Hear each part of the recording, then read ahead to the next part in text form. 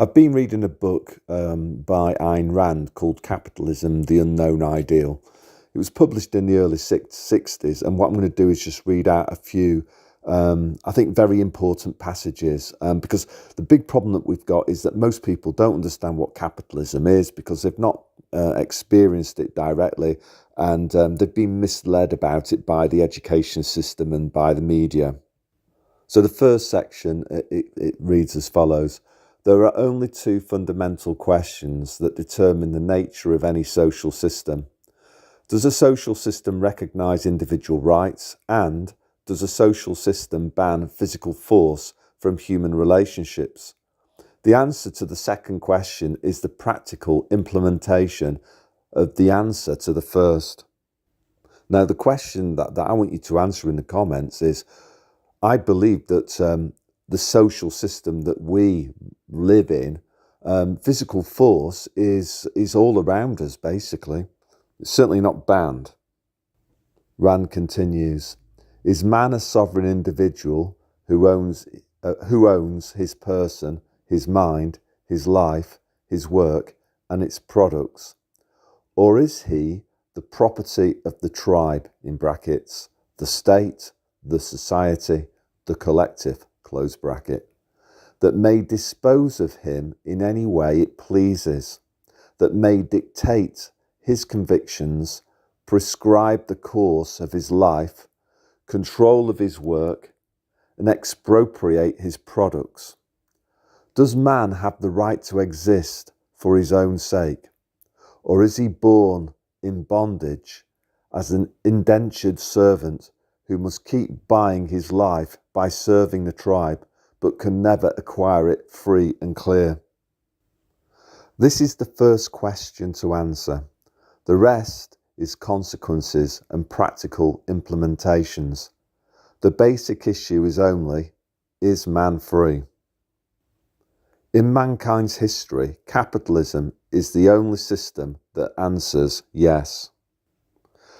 Capitalism is a social system based on the recognition of individual rights, including property rights, in which all property is privately owned. The recognition of individual rights entails the banishment of physical force from human relationships. Basically, rights can be violated only by means of force. In a capitalistic society, no man or group may initiate the use of physical force against others.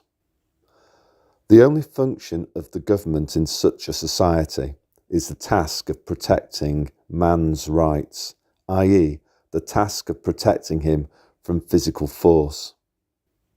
The government acts as the agent of man's right of self-defence and may use force only in retaliation and only against those who initiate its use.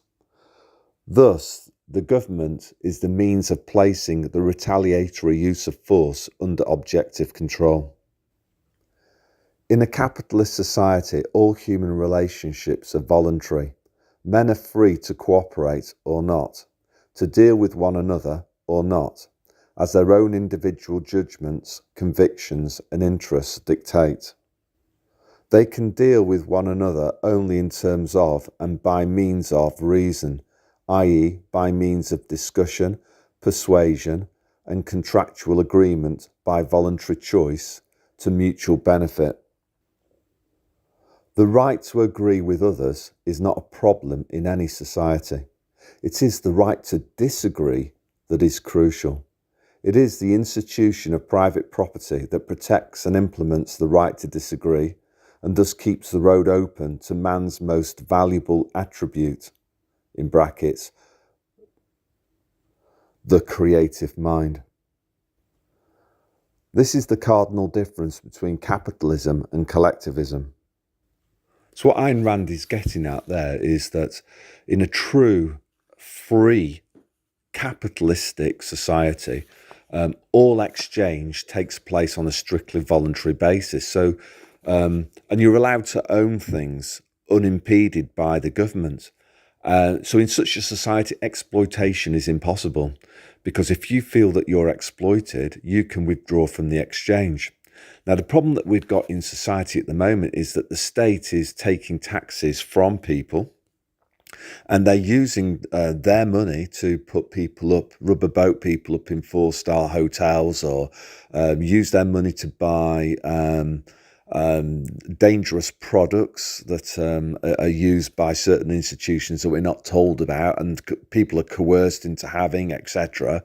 And there's no way that you can withdraw from that exchange, because if you try and you refuse to take part by refusing to pay your taxes, ultimately the government will chase after you, fine you, and ultimately send the boys round and throw you in a cage, which is the exact opposite of freedom. Rand continues, the moral justification of capitalism doesn't lie in the altruistic claim that it represents the best way to achieve the common good. It is true that capitalism does, if that catchphrase has any meaning, but this is merely a secondary consequence. Now, what Rand is getting at there is that central planning, whether it's, or technocracy to give its modern name, whether that's fascism, called communism, or socialism, it doesn't really matter. But the justification for it is that these technocrats can produce a better allocation of scarce resources than individuals pursuing their own self-interest in the free market.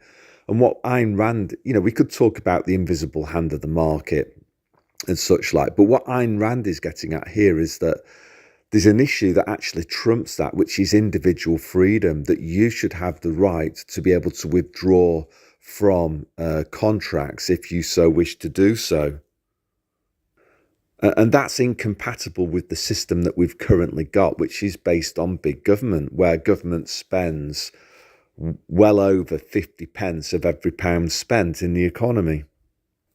Rand continues, the common good, or the public interest, is an undefined and undefinable concept. There is no such entity as the tribe or the public.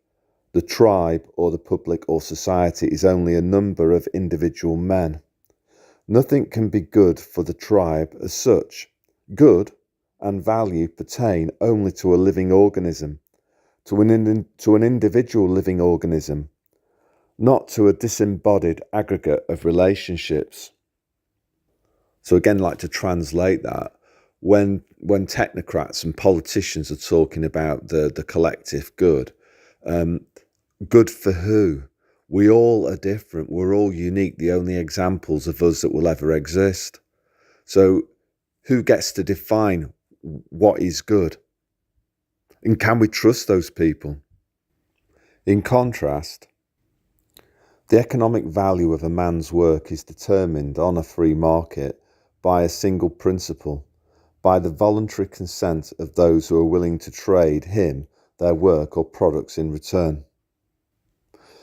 It represents the recognition of the fact that man is not the property nor the servant of the tribe or the state, that a man works in order to support his own life, that if he wants to trade with others, he cannot expect sacrificial victims, i.e., he cannot expect to receive values without trading consummate values in return. The sole criterion of what is consummate in this context is the free, voluntary, uncoerced judgment of the traders. The statist mentality attacks this principle from two seemingly opposite ends. First, they claim that the free market is unfair, both to the geniuses and to the average man.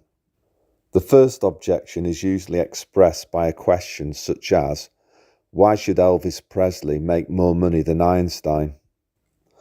The answer is because men work in order to support and enjoy their own lives.